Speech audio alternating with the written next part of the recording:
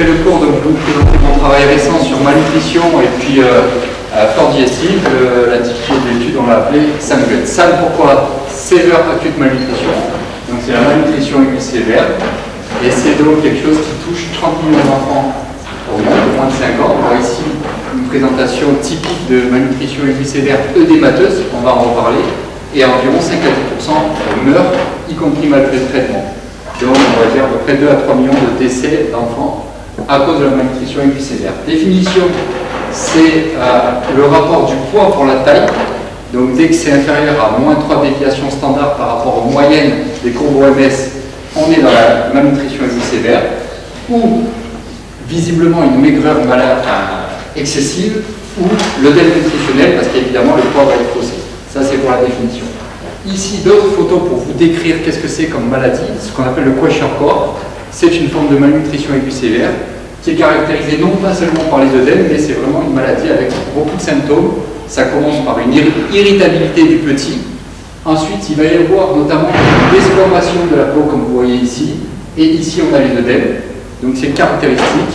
Et jusqu'à très récemment, une fois qu'on était là, la forme était spontanément fatale, y compris après le traitement. Très récemment.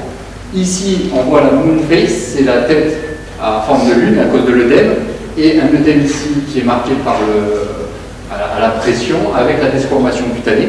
Donc pour bien vous fixer les idées, qu'est-ce que c'est? Les complications, ça multiplie le risque de décès par 9, risque de diarrhée par 6, pneumopathie par 9, donc en soi c'est une maladie qui est grave et notamment qui va exposer à toutes les complications, notamment infectieuses, mais pas seulement. Hypoglycémie, les enfants peuvent mourir d'hypoglycémie tout simplement, maladie cardiaque, OAP, insuffisance cardiaque, notamment lors de la renutrition, anémie, purpura et infection, particulièrement des bactéries, à Staphylococcus aureus, Streptocoque, Salmonelle, Klebsiella et Escherichia coli. Tout ça, vous remarquerez, ce sont des bactéries qui sont tolérantes à l'oxygène, puisque quand on donne une bactériémie, il faut forcément tolérer des niveaux d'oxygène extrêmement élevés. Alors, pas d'assez de nourriture, c'est une maladie nutritionnelle, ça c'est sûr. Quantitatif, pas seulement, puisqu'il y a eu des cas décrits avec des quantités énergétiques ou des quantités en poids suffisantes. Et donc, ce qui a été trouvé, c'est qu'il y avait aussi un défaut qualitatif. C'est-à-dire que souvent l'alimentation est réduite aux mil, aux céréales en fait, de base dans certains pays d'Afrique et qui sont réduits à de l'amidon en fait. Donc le blé c'est différent, dans les pays européens souvent du blé c'est pas de l'amidon, mais le mil ou le maïs c'est basé à base d'amidon, l'amidon il n'y a pas d'antioxydants dedans, et si on mange que ça, on développe un kwashiorkor. Ça a été décrit notamment en France pour les allergies au lait, au poids, des régimes uniquement avec du riz ou du maïs, des enfants qui vont développer un kwashiorkor. Donc défaut de minéraux, de vitamines, d'antioxydants. Antioxydants, il y en a deux types, il y a les antioxydants hydrophiles, c'est l'ascorbate, la vitamine C. Il y a le glutathion ou pouléthiol, c'est-à-dire avec du soufre, et les antioxydants lipophiles, donc notamment la vitamine E ou l'acide alpha-lipoïque, et qui ont été décrits comme étant diminués dans la malnutrition sévère. Golden, en 87, ça a été un des premiers à montrer qu'il y avait un stress oxydatif et ce qui est à l'origine probablement des symptômes de malnutrition aiguë sévère, l'œdème notamment. Là, une étude très récente, donc ce qui est à la mode, c'est le malondialdéhyde. C'est la forme peroxydée des lipides. Donc, chez quelqu'un qui a un stress oxydatif majeur, il va augmenter son malondialdéhyde. On voit que c'est extrêmement augmenté chez les patients malnutris sévères par rapport au contrôle. Donc, il y a un stress oxydatif dans la malnutrition. Vous me direz, on est bien loin des maladies infectieuses. Et le but de ma présentation, c'est de vous montrer que finalement, pas tant que ça. Le traitement révolutionnaire, c'est Ready to Use Therapeutic Food, ça a mis 30 ans à être mis au point. C'est des petits sachets que les enfants vont manger au domicile, donc pour éviter de les hospitaliser si ce n'est pas nécessaire, si ce n'est pas compliqué. Plus de 6 mois et qu'il n'y a pas d'hospitalisation nécessaire. On voit qu'il y a des quantités d'énergie normales, adaptées. Vitamines A, D, E, K, B, C, donc A et E sont des antioxydants. Et notamment des acides gras insaturés, qui sont par définition insaturés des antioxydants aussi. Ici, RUTF, avant, 2 semaines après, 6 semaines après, l'enfant guérit. On voit que ça a un effet extrêmement favorable sur la malnutrition et l'œdème. Et de plus, très récemment, les antibiotiques ont été associés à une amélioration significative, y compris quand il n'y a pas de complications, quand il n'y a pas d'infection, pas de fièvre. Ici, dans cette étude, donc, il y avait placebo VS amoxicilline 0,04 et placebo cédinir encore plus significatif pour la guérison nutritionnelle. Donc on est à 80% de guérison nutritionnelle, et ça rajoute à peu près 3 à 5% de guérison nutritionnelle en plus. Et y compris sur la mortalité, amoxicilline céldimir, ça baisse la mortalité en dehors des gens qui ne sont pas cliniquement infectés, quoi. Voilà. Très récemment, en 2016, il y a une autre étude, encore une fois dans le New England Journal of Medicine, randomisée en groupe aveugle, qui a critiqué ça. Ils ont trouvé en fait 66% de guérison dans le groupe amoxicilline contre 63% dans le groupe placebo. Et puis, ils ont fait des statistiques, on va dire, un peu limitées, puisqu'ils trouvent un P à 0,10 et ils concluent, on ne peut pas conclure que les antibiotiques sont efficaces, donc on estime qu'ils ne doivent plus être recommandés. Là, ici, je vous montre une méta-analyse qui va permettre d'augmenter la puissance des deux études en groupant les effectifs, et du coup, c'est extrêmement significatif, avec un petit P qui est à 0,005. Donc, l'amoxicilline améliore la guérison nutritionnelle chez les malnutris non compliqués. Donc, il ne faut pas vous arrêter au petit P à 0,05. L'efficacité des antibiotiques chez les gens qui sont non pas infectés suggère qu'il y a des facteurs microbiens en jeu.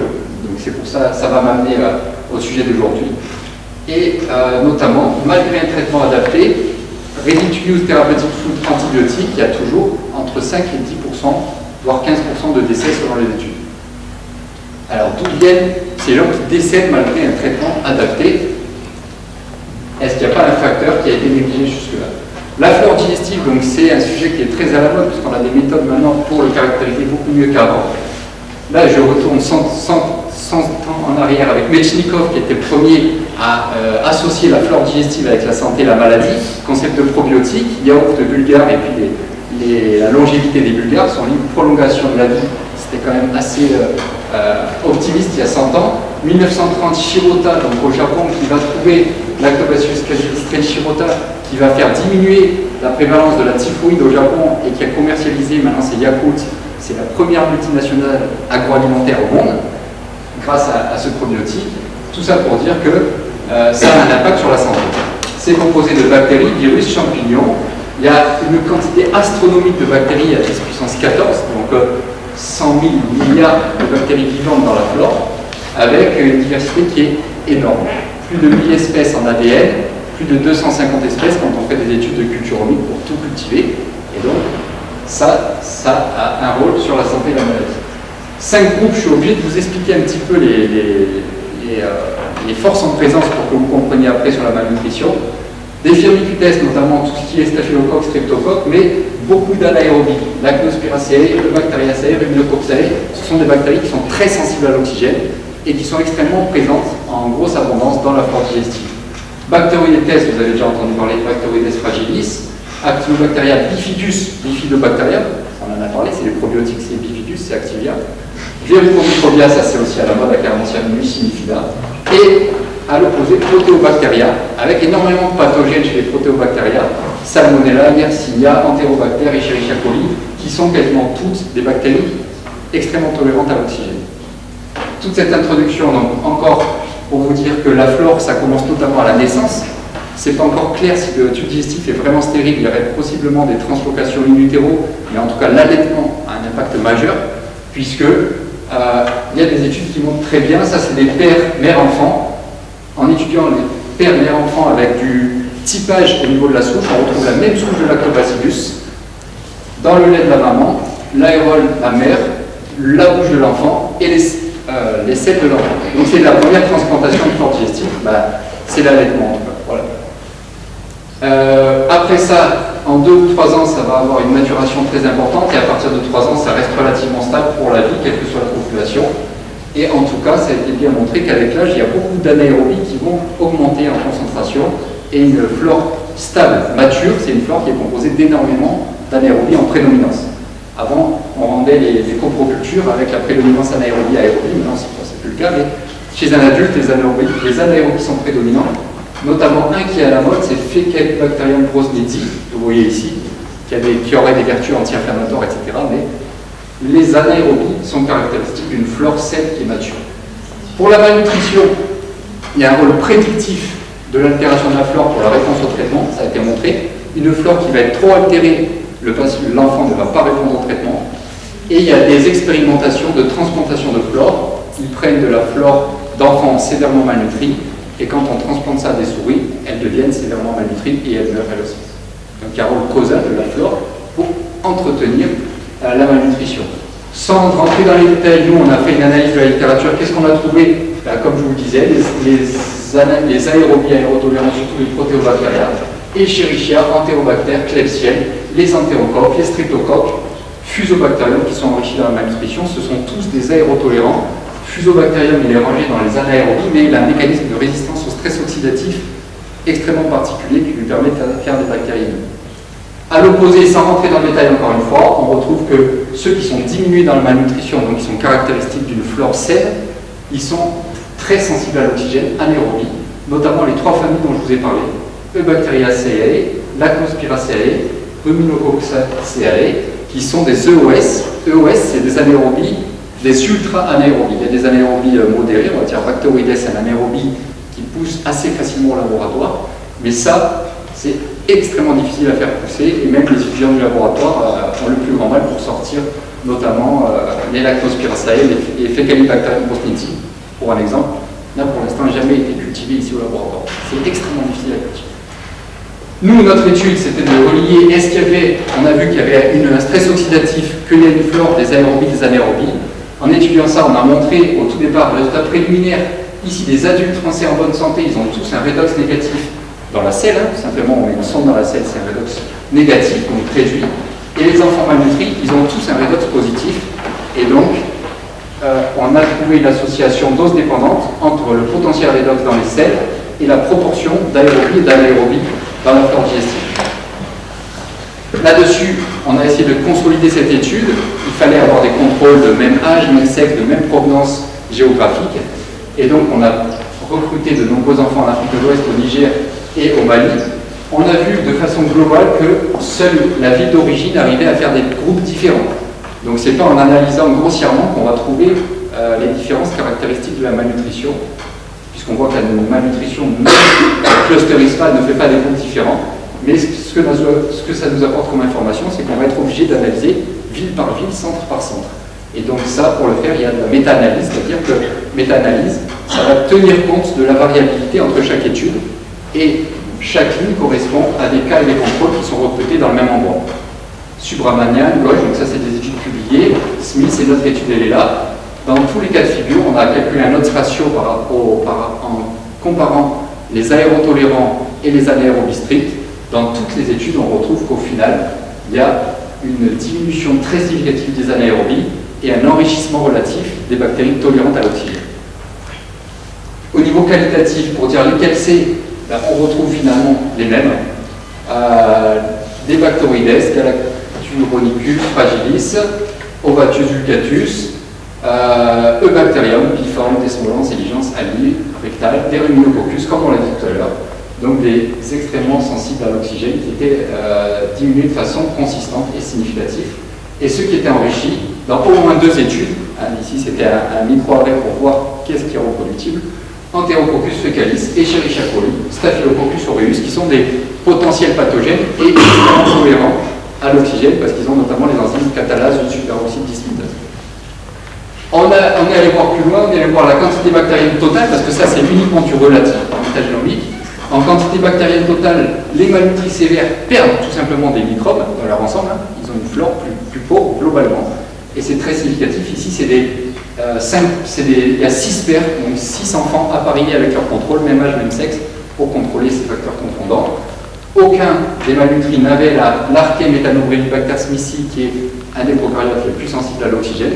Et enfin, le potentiel redox, comme on en a parlé tout à l'heure, était augmenté de façon très significative chez les enfants malnutris.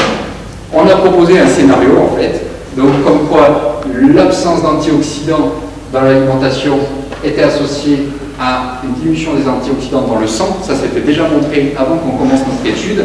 Nous, ce qu'on a montré, c'est que le potentiel redox fécal était augmenté. Ça, s'était jamais montré à notre connaissance dans la malnutrition. Et donc, ça expliquait pourquoi les aérobies étaient en général augmentées et les anaérobies strictes étaient diminuées. Les archées, ça n'avait jamais été montré jusque-là. Et donc, Saber-Kelaifia a reproduit ça in vitro. En absence d'antioxydants, si vous mettez un Bacteroides et Metanobrevibacter smithii et de l'amidon, il ne se passe rien, ça n'est pas digéré, alors qu'à l'opposé, en rajoutant des antioxydants, vous avez une consommation de l'amidon par ces bactéries et qui vont sécréter du méthane, donc c'est les flatulences. Les flatulences, c'est un signe de bonne santé, c'est le méthane. Ça veut dire qu'il y a la méthanogénèse qui est faite, c'est les deux dernières étapes de la digestion.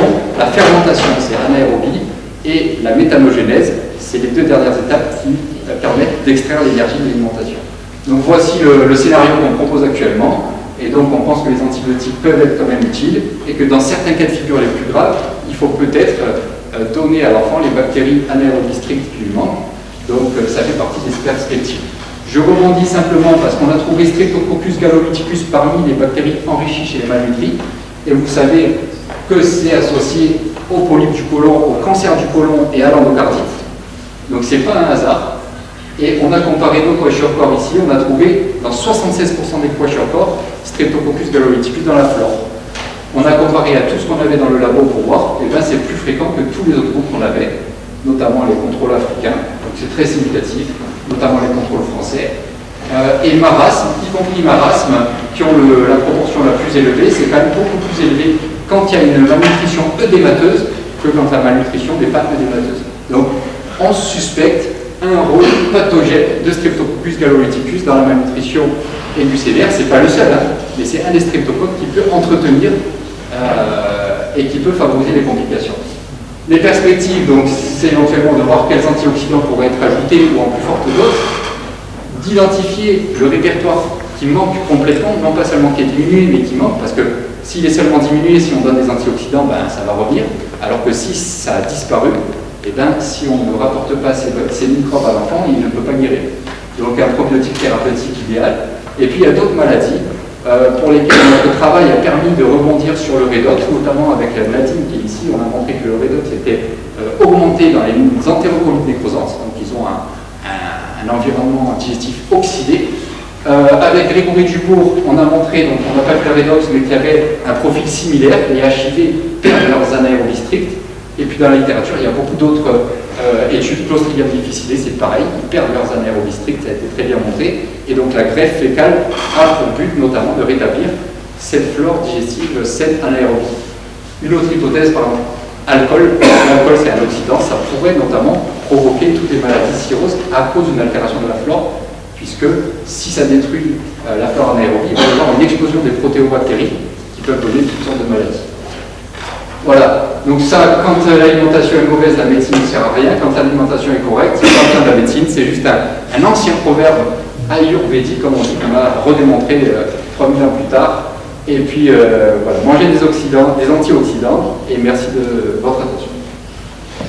Très bien.